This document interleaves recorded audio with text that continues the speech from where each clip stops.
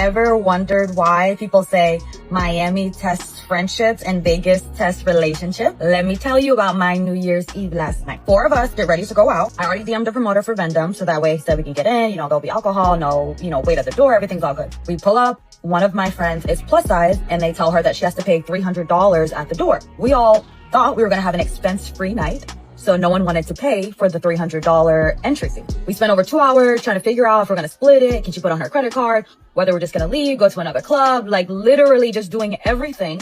And we spent over 2 hours plotting and planning and strategizing. Finally, we're 10 minutes before New Year's Eve, and I personally did not want to spend my New Year's Eve sitting on the curb. So I asked my friend, would you be willing for us to pay for your Uber to go back home so you can watch the ball drop, watch fireworks, and be safe? So that way we can at least go into the club before midnight. She turned to me and says, I'll get in that Uber, but once I do, we are not friends anymore. Gotta go find it, but I seen a video where the girls went to Miami on New Year's Eve, and at the door, she was saying the expenses was paid. I don't know if they want some tickets or, they got into a party, they got, whatever. It was a party in which everything was, they didn't have to spend no money or additional money. And they got to the door, one of their friends was plus size, and they charged them $300 for their friend being plus size. So they sat there 2 hours right before the ball dropped. They wanted to be in the club and said that they offered their friend to buy her and get her Uber home while they go inside the club. And the friend said, if you give me that Uber home by myself, we ain't friends no more. And these girls go on these girls trips and they always fall out over money. It's money. A lot of these women I find I've talked to in person, they have an issue with doing shit alone so bad that they'll go with an enemy before they go by themselves. And a lot of times these women be traveling by themselves too. These women have an issue with being alone. And that's the real lonely epidemic, is these women. Most of these women be so desperate for dick. Some of these women be so desperate. They be so fucking desperate, bro. But she said they debated for like the 2 hours where they gonna divide 300 between them. So I don't know if it was 3, 4, 5 of them dividing the $300 up. But my thing is this. They always talk about men being broke. Men don't have these issues. Men don't have these issues when we travel together or we go out together. A lot of times niggas got their money.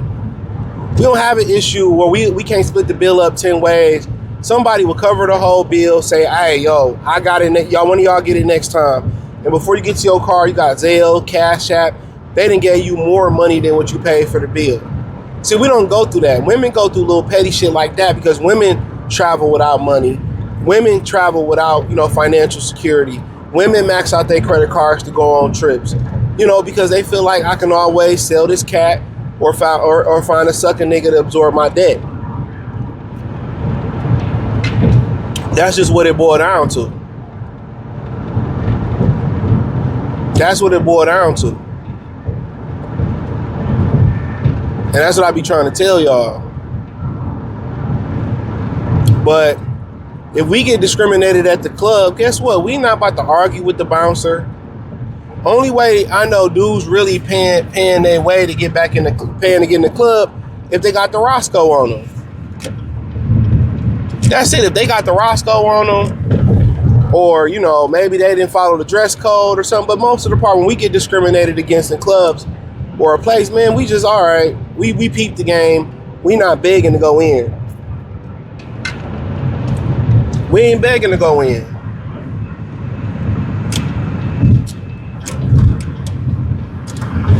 We not begging to go in. But women that sit there and beg and make a video, make themselves look stupid. Like, that's the one dangerous thing about women. It's not like they're addicted to good attention. Like, they're addicted to the positive attention. They're addicted to the negative attention more than the bad attention. You know what I'm saying? They had these stupid challenges. They do all this dumb shit to embarrass them and then wonder why men don't take them serious, and then wonder why, jobs don't call them back. Like, jobs don't search your digital footprint.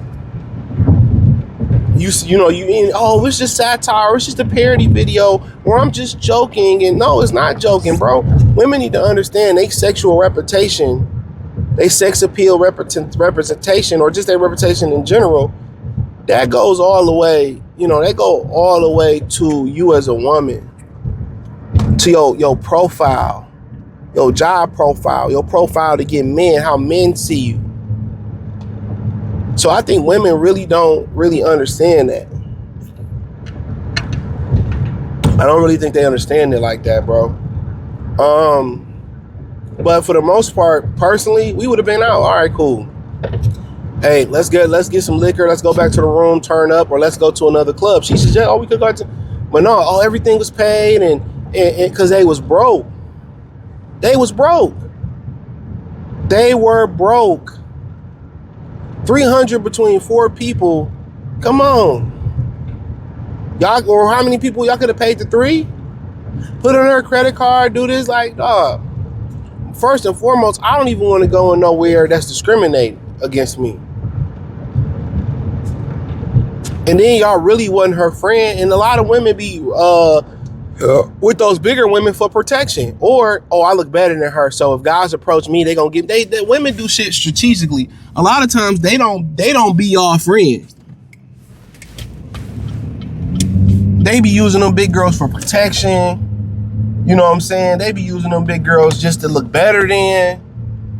It's crazy, bro. It's crazy, but in that situation, I'm out, man. As soon as they say 300 because she bigger, I'm out. Bye. And I don't really understand these women love going to Miami. I guess, you see the celebrities, and I get a chance to go to Miami and be a little whore and be a slut without nobody knowing, and all that type of shit. I mean, shout out to y'all, man. To me, I get to turn up with a celebrity and all this type of shit, and I'm like, okay. But then had a gall to come on the internet and talk about it where people know you. I'm like, can y'all shut the fuck up? Like, if I was in a woman's friends group, bro, I wouldn't say nothing. These women are so goofy, they can't shut up for nothing. They can't shut up for nothing. And when they get mad, all they do is tell your deepest fears.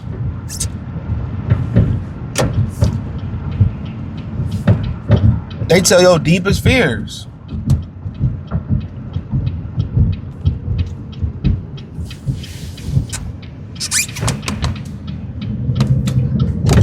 They tell your deepest, your deepest secrets and shit like that.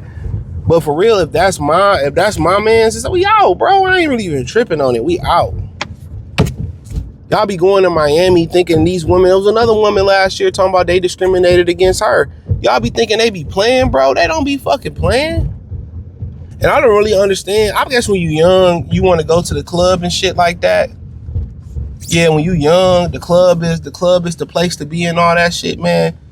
But for real, man, I really ain't never, I had fun in the club. We had some legendary nights, but for the most part, when I was doing my thing in the club, you know what I'm saying? It got old quick. All the things I was doing in the club, we was able to parking lot pimp and pull the girls out the club. But hey, that's all I had, man. Thumbs up the video, share the video, subscribe to the channel, hit the link in the description, join the Patreon. Peace.